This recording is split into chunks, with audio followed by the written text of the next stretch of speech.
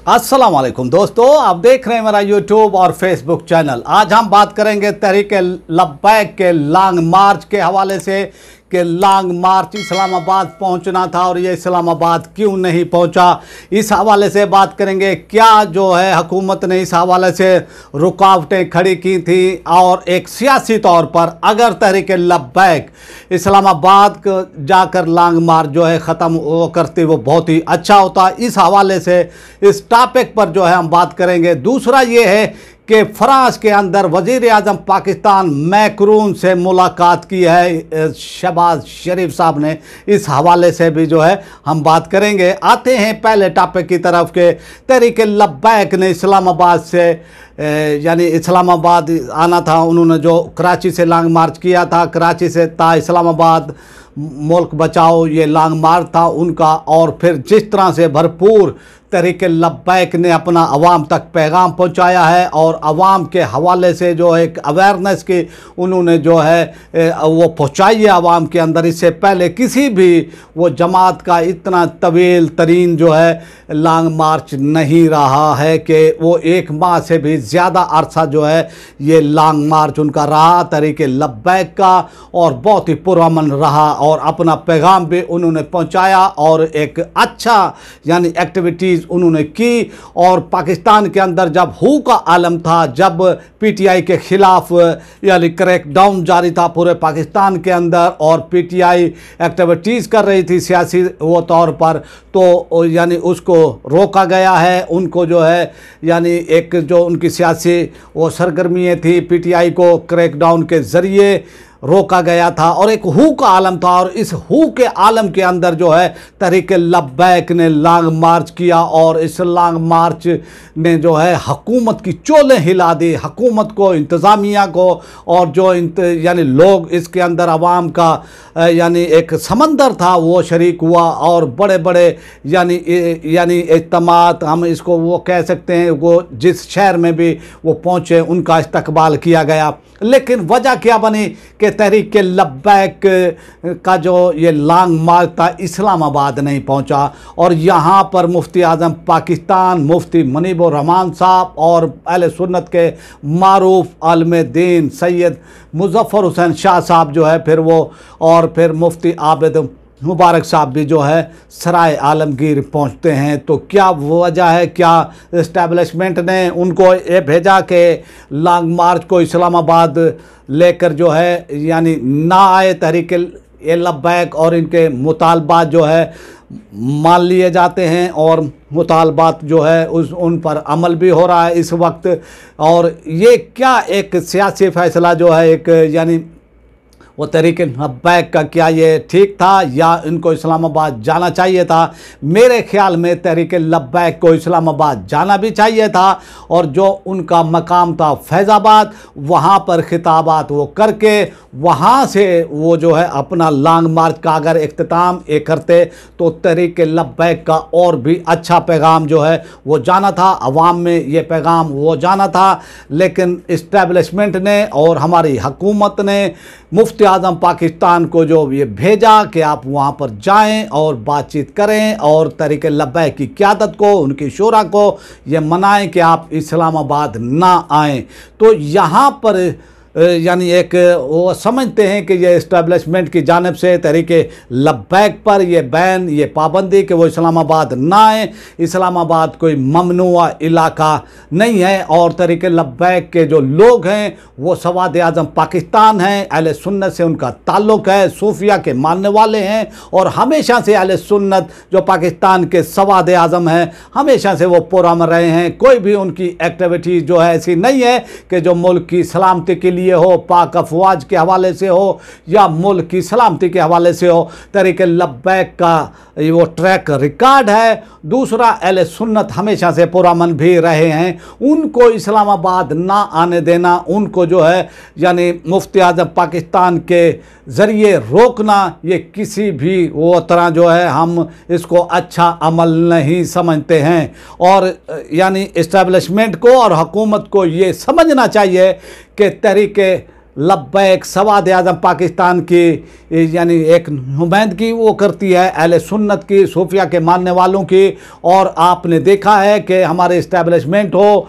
क्योंकि 1973 का आइन जब वो बनाया गया था और फिर उस 73 के आइन के अंदर कादियानियों को जब काफिर करार दिया गया, दायरा इस्लाम से खारिज वो करार दिया गया, तो सुर्ख निशान लगा दिया गया था अहले सुन्नत पर कि इनको असम्बलियों में नहीं जाने देना है और इनको जो है असम्बलियों से बैर रखना है। आप ये देखें के साथ उस वक्त यानी MNA थे यानी जमीयत उलमा पाकिस्तान के, और उस वक्त इसकी सरबराही कर रहे थे कायदे अहले सुन्नत मिल्लत इस्लामिया के कायद जनाब शाह अहमद नूरानी रहमतुल्लाह ताला अलैह जो है वो क़यादत कर रहे थे। और उन्होंने कम व तादाद के अंदर होते हुए एक ऐसा मुत्तफ़क़ा जो है, जो सेकुलर भी वो पार्टियाँ थी उनको भी कायल किया, और जो सेकुलर थे मुल्क के वज़ीर आज़म ज़ुल्फ़िकार अली भुट्टो साहब को भी जो है यानी कायल किया। और वहाँ पर एक सैर हासिल बहस वो की गई थी असम्बली के अंदर, और फिर जो है उस बहस के नतीजे में जब कादियानी लाजवाब हो गए थे, तो फिर जो है अहले सुन्नत के जो उलेमा थे उन्होंने बहस की थी, और इस बहस के नतीजे में फिर जो है असम्बली ने मुत्तफ़क़ा तौर पर सरकारी तौर पर पाकिस्तान की पार्लियामेंट, पाकिस्तान का सुप्रीम इदारा जो है पार्लियामेंट ने जो है उनको काफिर डिक्लेयर वो किया। और इस तरह ये कोशिशें वो की गई, लेकिन जो इंटरनेशनल हमारे इस्टेब्लिशमेंट है, इंटरनेशनल जो यानी वो इदारे हैं, लोग हैं, उन्होंने जो है क्योंकि सवाद आज़म अहले सुन्नत जो है हमेशा से पुरअमन भी रहे, और इस तरह उन्होंने जो है फिर ये दायरा उन पर लगा दिया, सुर्ख निशान जो है यानी वो खींच दिया गया कि अब इनको असम्बलियों में नहीं पहुंचने वो देना है। फिर उसके बाद जो है आपने देखा कि अहले सुन्नत की असम्बलियों में नुमाइंदगी नहीं रही, और फिर असम्बलियों में नहीं आने दिया गया अहले सुन्नत को। अगर अहले सुन्नत के लोग असम्बलियों के अंदर होते तो जिस तरह गुस्ताखियाँ होती रही हैं तो ये भी पाकिस्तान में ना होती, और उनके ख़िलाफ़ भी सख्त कार्रवाई होती। आप देखें कि वहाँ पर खामोशी होती है, और जो भी आवाज़ उठाई है इस हवाले से अहले सुन्नत के लोगों ने ही उठाई है, अहले सुन्नत के उलेमा ने उठाई है, अहले सुन्नत के तंजीमों ने जो है इन गुस्ताखियों के ख़िलाफ़ आवाज़ उठाई है। दूसरी तंजीमें जो है वो खामोश हैं, तो इसलिए जो है ये दायरा, ये निशान खींच दिया गया था कि ये लोग जो हैं अहले सुन्नत के असम्बलियों में नहीं जाएंगे।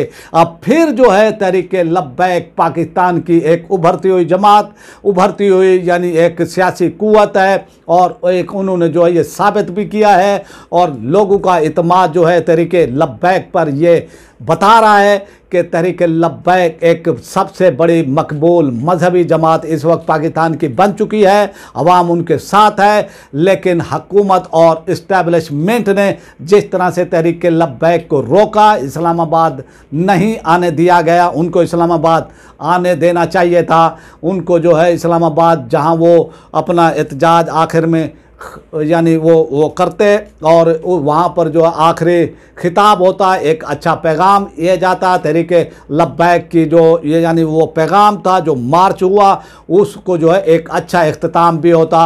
लेकिन इस्टेब्लिशमेंट और हुकूमत खौफ का शिकार, क्योंकि पाकिस्तान की 70 से 80% आबादी जो है अहले सुन्नत की है, और हमेशा से आप देखें पाकिस्तान के इस्टेब्लिशमेंट ने उन छोटे जो वो तबके हैं उन पर हाथ रखा, उनको असम्बलियों में वो पहुंचाने के लिए वो सहूलतकारी भी की, और उनको असम्बलियों में भी वो पहुंचाया। लेकिन अहले सुन्नत के हवाले से जो है रुकावटें खड़ी की जाती हैं, और वो इसलिए की जाती हैं कि ये अक्सरियत में है, और ये फिर बात जो है किसी की नहीं मानेंगे।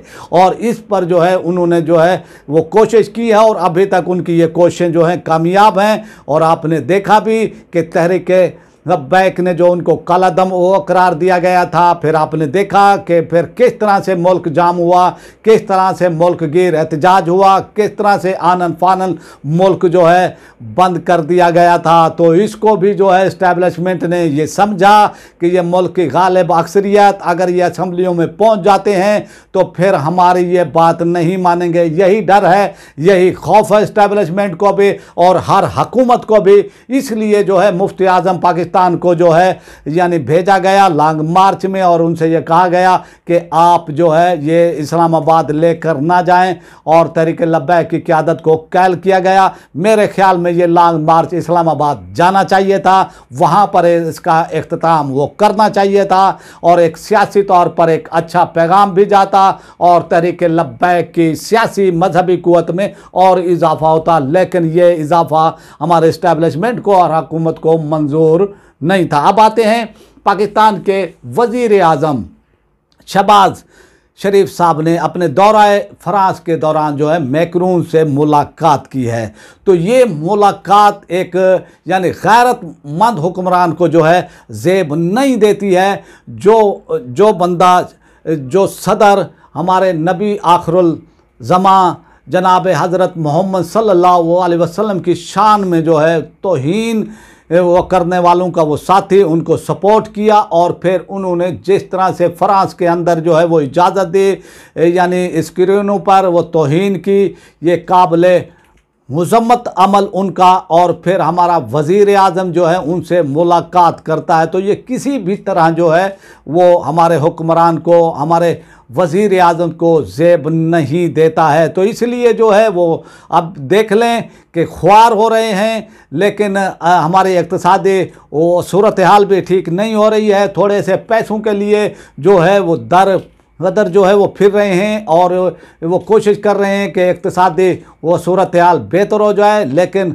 जब तक हमारे हुक्मरानों में गैरत ईमानी नहीं आएगी ये मसाइल हल नहीं होंगे, और ये मुलाकात उनको नहीं करनी चाहिए थी। और उन्होंने ये मुलाकात करके पाकिस्तान के अक्सरियत को, उनके जज्बात को जो है मजरू किया है, उनके एहसासात को मजरू किया है। और इस तरह जो है अब अवाम ने जो है ये फ़ैसला करना है इलेक्शन के अंदर कि वो ऐसे लोगों को वोट देंगे या फिर ऐसे लोगों को जो हजूर वस्सलातु वस्सलाम की नामूस के लिए बाहर निकलते हैं और उनकी नामूस के लिए जो है एहतजाज करते हैं। तो ऐसे लोगों का जो है इंतखाब वो करना अब आवाम को चाहिए कि तहरीक लब्बैक का जो है वो इंतखाब करें, उनको असम्बलियों में पहुँचाएँ, दिल खोल कर उनको वोट भी दें। अब आपसे चाहते हैं इजाज़त। उम्मीद है कि आपको हमारा आज का ये व्लॉग वो पसंद आया होगा।